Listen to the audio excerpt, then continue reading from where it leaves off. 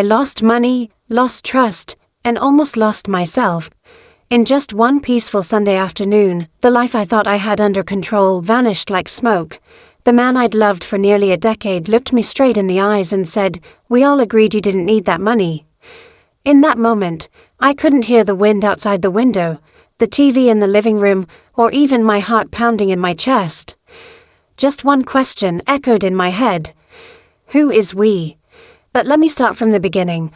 My name is Olivia Sanders. I'm 37 years old and live in Charleston, South Carolina. I've been married to Travis for 8.5 years. A marriage that wasn't perfect, but I always thought it was good enough to hold on to. We didn't have kids, partly because it never felt like the right time, and partly because I wasn't sure I wanted to tie myself any closer to a man who always hid behind easy smiles and empty words. 7 months ago, my father died of a stroke.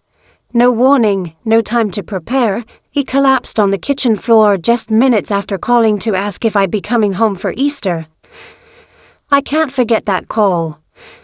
Or the wake-up call it brought with it. Dad wasn't rich, but he was a planner. He'd been an accountant in the military, lived frugally, and always reminded me to save for the future. Before he passed, he left me a life insurance policy worth nearly $187,000. I was the sole beneficiary, his only child. In his will, he wrote, "For you, when you truly need it." I didn't spend it. I didn't buy a new car, didn't upgrade my house, didn't even replace the cracked screen phone I'd had since last year. Instead, I opened a high-yield savings account in my name only. I kept it quiet, just telling Travis it was a small amount from Dad, no exact figures, no bank details. I didn't do it because I didn't trust my husband, but because I knew money had a way of warping things, and I wasn't ready to deal with that, especially not in the middle of grief, when everything felt so fragile that even one careless word could shatter me. Right after receiving the money, I also quit my job. Not because I was suddenly wealthy, but because I couldn't take the toxic workplace anymore. Especially after my boss told me, everyone loses a parent at some point. Don't use it as an excuse to avoid work. Travis held me and said, "You just rest, I've got this." I believed him. I really believed him. He didn't ask what I planned to do next, didn't bring up the money. Didn't seem bothered that I spent hours rereading every handwritten letter my father had ever sent. To me, he was the perfect husband. The kind of man who would be my rock when the world turned cold. But I was wrong. So wrong that I can't forgive myself for trusting blindly. For 2 months after my father's death, I lived in a haze. Somewhere between numb and hyper-aware. I cooked more, cleaned obsessively, and called my mom often just to talk about old memories, as if holding on to the past could somehow ease the weight of the present. Travis kept going to work, kept telling me about office gossip, kept smiling when I brought coffee to the backyard. Everything felt calm, until it wasn't. But that's another part of the story, the part I wasn't ready to face when everything still seemed almost peaceful. I want you to understand why I didn't see it sooner. Why I didn't suspect. Why, when I saw my bank account balance drop to just a few dollars, I couldn't breathe. Because sometimes, the person you trust most is the one who puts the knife in your back. Not out of hatred, but because they assume you won't fight back. And I didn't fight back. But that was before. That Saturday, the Texas sun was blistering hot. I remember it clearly because my long floral dress clung to my skin like glue, and the air was thick with the smell of sweat, beer, and barbecue. We were in Fort Worth, at Travis's sister Monica's house. A woman who never skipped makeup and always used polite smiles to mask the contempt in her eyes. Travis's whole family was there. Monica, his younger sister Jenna, their mother Carol, a bunch of rowdy little nieces and nephews running around the backyard. And of course, Travis. I thought it was just a casual family gathering, grilled meat, small talk, country music from an old Bluetooth speaker. But no, That afternoon, I felt like I'd stumbled into a twisted version of Shark Tank, only I hadn't volunteered, and they weren't looking to invest. They were after I was sitting on a wooden chair by the fence, holding a glass of iced tea, beading with condensation, eyes following a couple teaching their kid how to play catch. Everything seemed normal, until Carol spoke. "Olivia," she said, "I heard from Travis that your father left you a pretty sizable amount, didn't he?" I turned to look at her. Her voice was gentle, but her eyes were sharp as blades. I didn't answer right away. I gave a polite smile, nodded slightly. "Yes, he left a bit," I said, trying to sound calm. Jenna burst out laughing. "A bit? Girl, Travis said it was close to 200 grand. For most people, that's a fortune." I gripped my glass of iced tea so hard I nearly cracked it. My heart pounded. Travis told them? I never gave him the exact number, just called it a small savings. How did they know? I tried to stay calm. Whatever the amount is, it's the inheritance my father left me. I'm just trying to use it wisely. Monica chimed in, setting her plate of ribs down on the wooden table. Then why not invest it in something useful? We talked with Travis last week. If we had a bit more capital, we could open a self-service laundromat near West High. That area's growing. I looked at Travis. He avoided my gaze and scratched his head. "You talk to them about my money?" I asked, my voice low but sharp as a blade. "It was just an idea," he said awkwardly. "It's not like you're using it right now." Carol jumped in immediately. "What I mean is, you're not working, you don't have any financial burdens, and meanwhile the family is trying to build something. I just think, if you shared a little, we could all move forward together." I let out a short, dry laugh. "Share a little? You're talking about my father's inheritance, the man you never even met, the man I've lost forever. And now you're calling this moving forward together?" Jenna raised an eyebrow. "No need to get all worked up. You're sitting on a pile of money you're not using, and we're actually trying to build something for the future." I set the glass down on the table. My hands had started to tremble. I didn't want to make a scene, didn't want to argue in front of the kids playing nearby, didn't want to be the crazy daughter-in-law in their eyes. But every cell in my body was screaming, "This is a trap." "I'll think about it," I said, keeping my voice steady, then stood up. "Anyone need help cleaning up?" No one answered. They just stared at me, as if I'd just refused to give them a gift they'd long assumed was already theirs. That night, back home, I stood in the shower for what felt like forever, the water running over me but doing nothing to wash away the numbness. I didn't cry. I didn't scream. I just felt something cold spreading through my chest. I understood. This wasn't a misunderstanding or a polite suggestion anymore. They didn't ask. They'd discussed it, made plans, and were now just waiting for me to say yes, like some fool surrounded by wolves. The only question left was, what would they do if I said no? And I, Olivia Sanders, was too damn tired to stay silent again. The next morning I took Milo, my loyal Labrador, to the vet after he'd been throwing up all night. The sky hadn't even fully brightened yet, a chill creeping down my collar, and all I wanted was to pay the bill quickly and go home to rest. But life wasn't going to be that simple. The moment I opened the banking app on my phone, it felt like the world exploded around me. Balance, $0.36. I froze at the reception counter. The screen blurred as my hands trembled so badly I almost dropped the phone. I closed the app and reopened it. Same thing. I checked the savings account, the one where I'd carefully deposited my father's inheritance, the only place I thought was truly safe. Balance, $0. I don't even remember how I left the clinic. Maybe I muttered something, "I'll come back later, maybe?"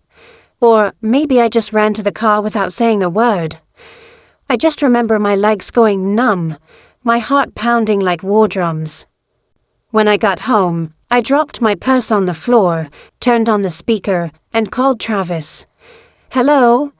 His voice came through, calm, like nothing had happened. "Where is my money?" I hissed, losing every ounce of restraint. "Olivia, calm down." "Don't tell me to calm down.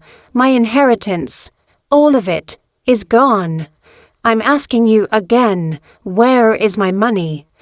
A moment of silence, then Travis let out a sigh, like he was the one being bothered. "I transferred it to our joint account. We already talked about this. Everyone agreed you didn't need to keep it all to yourself." It felt like someone had punched me in the face. "Everyone? Who the hell is everyone, Travis? What gave you the right to touch an account that's in my name only?" "Me? Monica, Jenna, Mom? We all felt like you were just sitting on that money, while the family could really use it to invest in something." "You're not using it. You're not working. You don't have any debt. We could have done something bigger." I gripped the phone so tightly my knuckles turned white. "You had... No, right," I said slowly, each word like swallowing a bullet. "Olivia, don't make this a big deal. I didn't spend anything. I just moved it somewhere safer. Joint account. Both our names." I laughed. A hollow, cracked sound, like my mind had just been torn apart. Safer for who? For me, or for the backyard gossip circle yesterday, cooking up schemes like some second-rate crime ring? "You're being dramatic. I hung up. If I heard one more word, I was going to smash my phone, or worse, kick down the bedroom door where Travis used to kiss my forehead and whisper, "I love you." I slid down to the floor, leaning my head against the wall. A chill ran down my spine. It wasn't just about the money.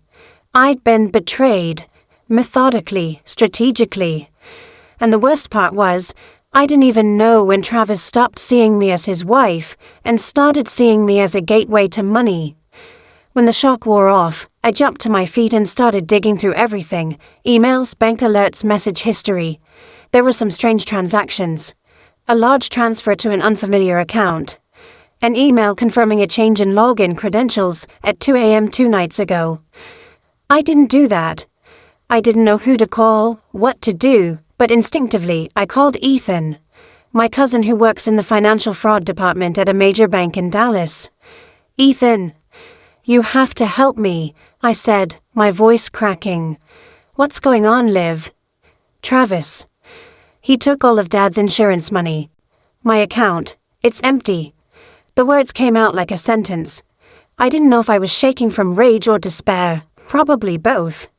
Ethan went quiet for a second, then his tone turned serious. "All right. Don't call again. Don't confront him. Keep everything exactly as it is. All of it. Text me the account details, dates, transaction logs. You're going to need to stay calm. From this point on, act like you're in the middle of a war zone." I nodded, even though he couldn't see me. My hands steadied. I opened my laptop, created a folder, and named it Tactical Recovery.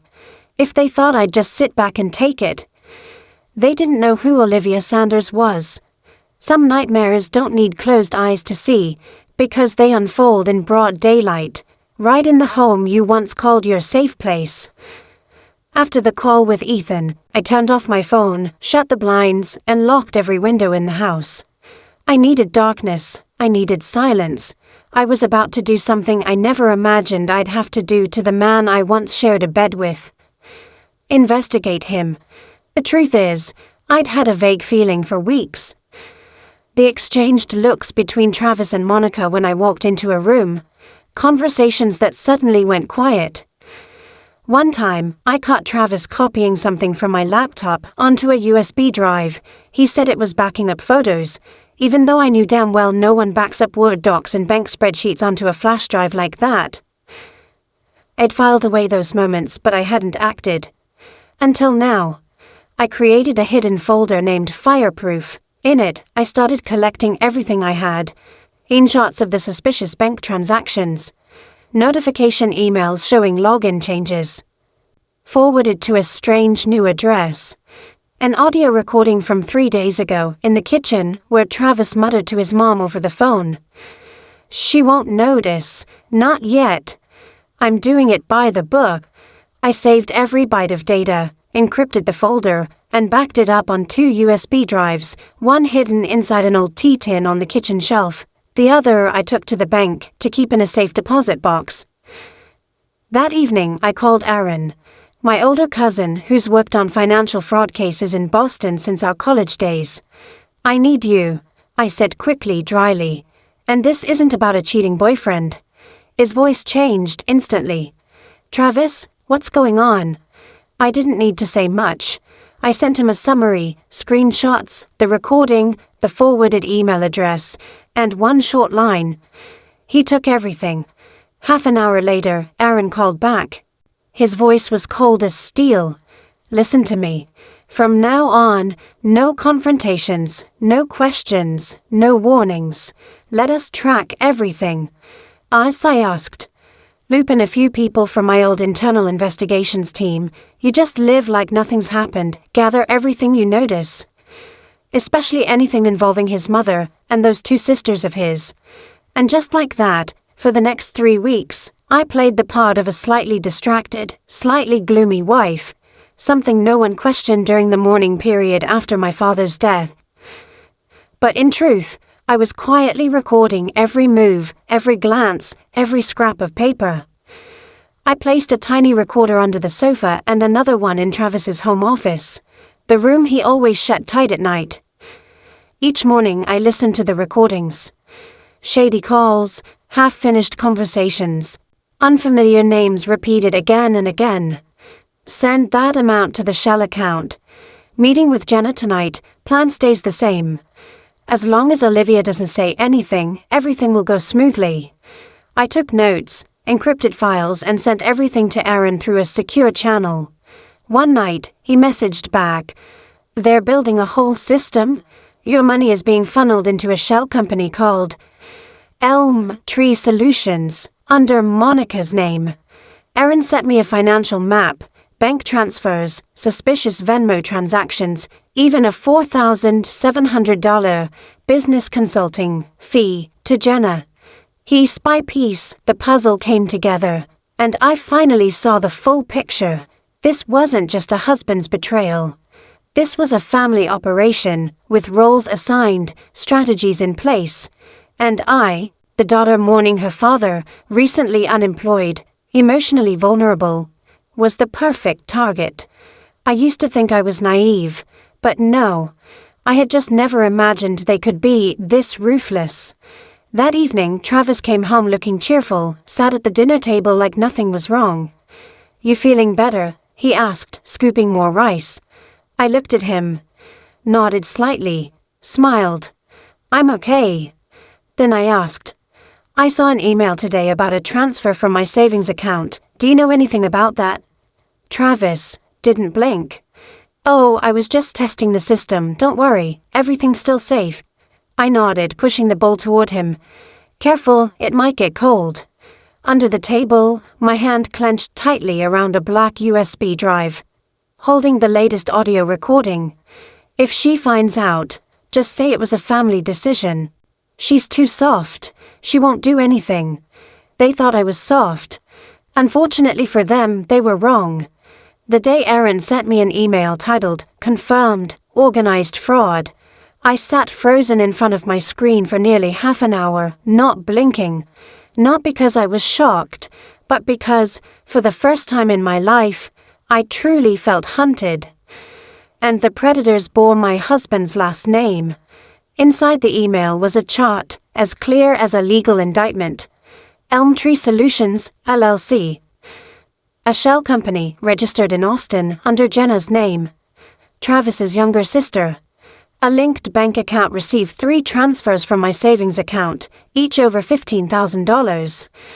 Monica, Travis's older sister, used a portion of the funds to invest in a startup her husband runs.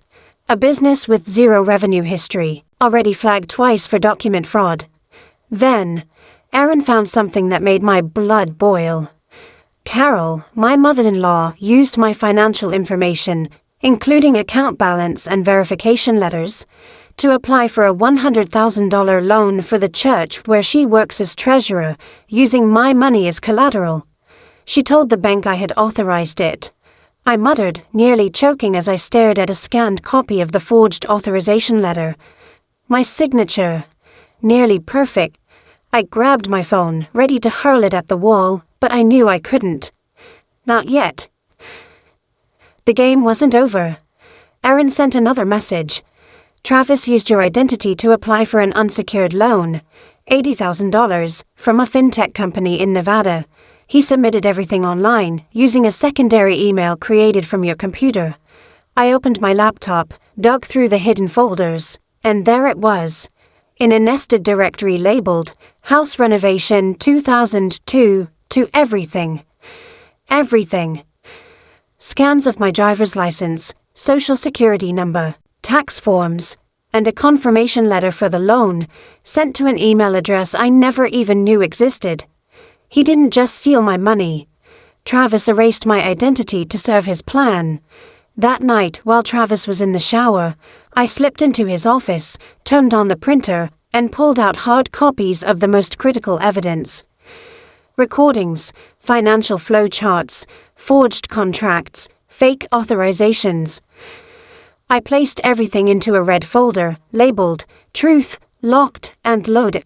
An hour later, I sat in the dark living room, a glass of wine in my hand untouched, my eyes fixed on the bathroom door.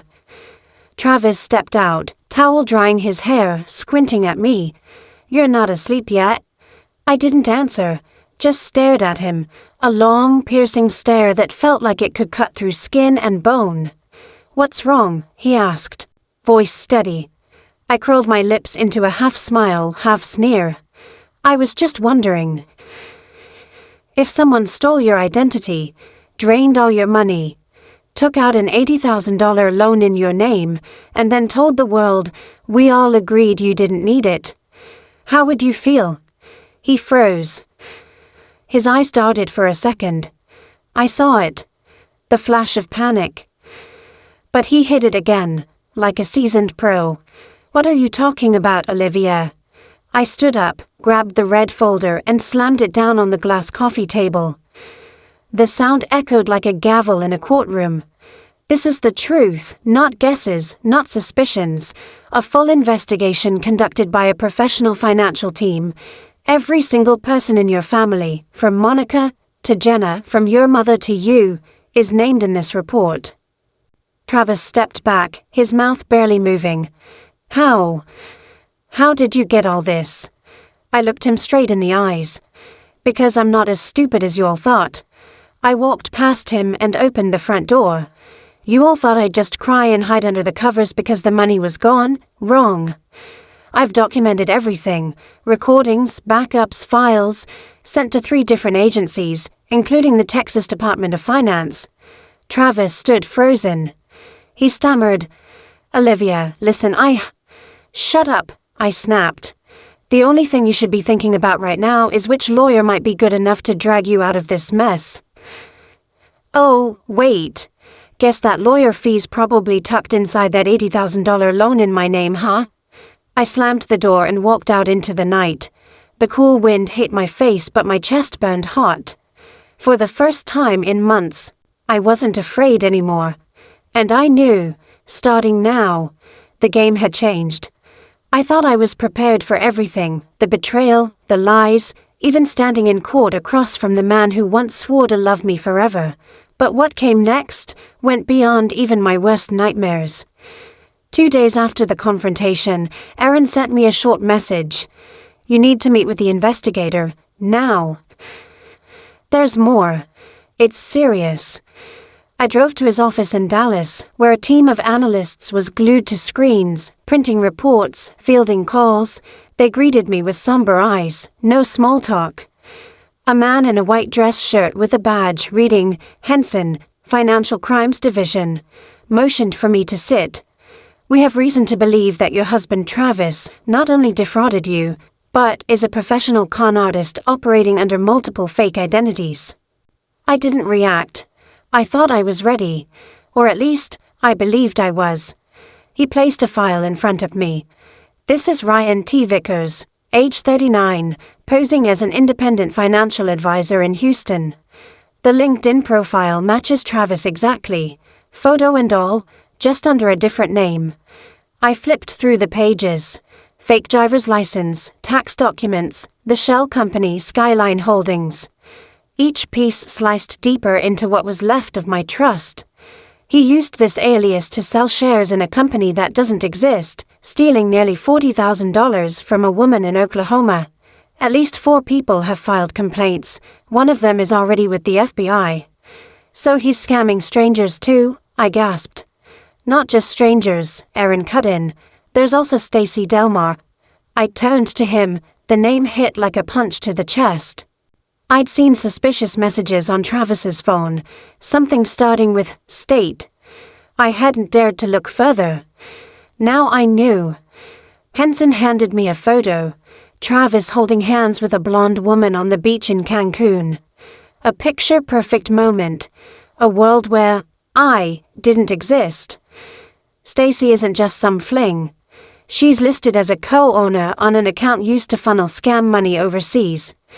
She received gifts, cash, even a car. What's worse, Travis introduced her as his late wife and told her the money came from a life insurance payout. I bit my lip, the blood drained from my face. A wave of humiliation, rage, and choking heartbreak rose all at once, like a tide tightening around my throat. He built an entirely different life. I whispered. Henson's voice turned grave. There's something even more serious. He placed a copy of an unfiled legal document on the table. Petitioner, Carol Delaney, my mother-in-law. Subject: a court request to obtain financial guardianship over me, citing mental instability following her father's death. I froze, couldn't speak.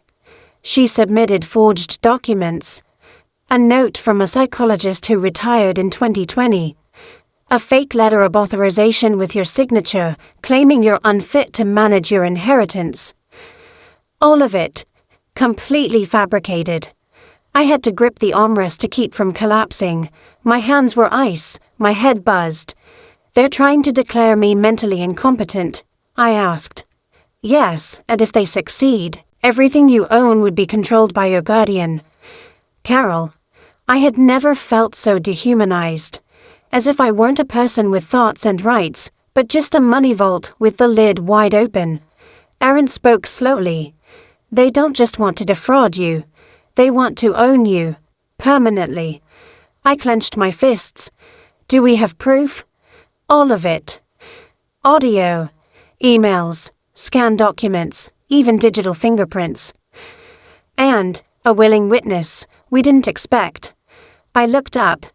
Who? Aaron glanced at Henson, then back at me. Stacy, she found out she's been conned too, and she's ready to expose Travis in court. Silence settled in the room, like a looming sentence. I swallowed hard and stared straight at them. Then let's flip the board. The courtroom that morning felt more like a stage than a legal venue. But instead of lights and velvet curtains, there were the echoes of hurried footsteps, the shuffling of papers, and cold stares locked onto the defendant.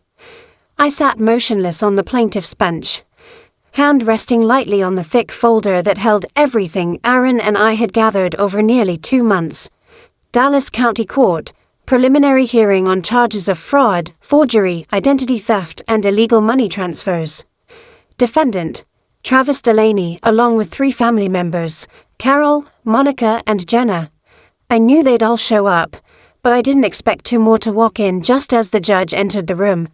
A blonde woman in dark sunglasses and a long black dress. Stacy, the woman Travis once called his new wife in the double life he created. And the other, more surprising, was Jenna, Travis's sister. But this time, she sat on my side. The judge called the names. The air thickened with tension. I could feel the sweat running down Travis's back, even as he tried to keep his expression calm. When Jenna asked to speak, all eyes turned.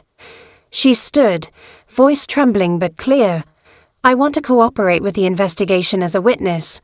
I admit I helped my brother transfer money into Elmtree Solutions.